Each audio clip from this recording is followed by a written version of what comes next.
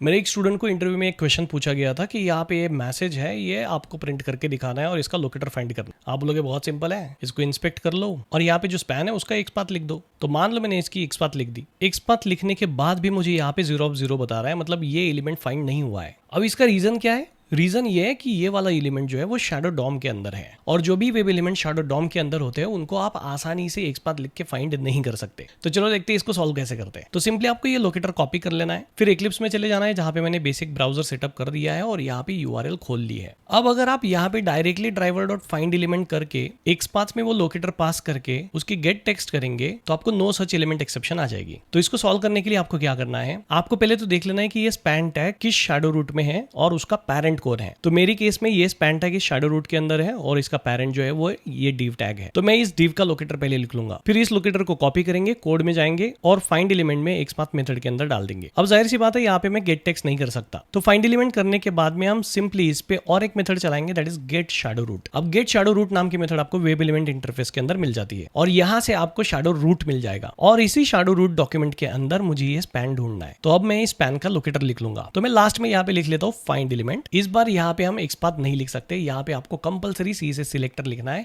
क्योंकि gate shadow root Dom करने के बाद में आप एक्सपाथ से एलिमेंट को नहीं ढूंढ पाएंगे, सिर्फ और सिर्फ सीएसएस से ढूंढ सकते हैं। तो मैं यहाँ लिख लूंगा सीएसएस सिलेक्टर और इधर लिख दूंगा उस एलिमेंट का लोकेटर जिसको मैं ढूंढना चाह रहा हूँ। फिर यहाँ पे गेट टेक्स्ट कर देते क्योंकि उस एलिमेंट की टेक्स्ट हमको चाहिए थी। That's it. अब इसको एक स्ट्रिंग में स्टोर कर लेंगे और इस स्ट्रिंग को यहाँ से प्रिंट कर देंगे। इसको रन करके देख लेते हैं और अगर आप कंसोल में देखोगे तो यहाँ पे हमारा मैसेज जो है वो प्रिंट हो चुका है। क्या आपको भी इसके बारे में इंटरव्यू में क्वेश्चन पूछा गया था? कमेंट करके जरूर बताइए।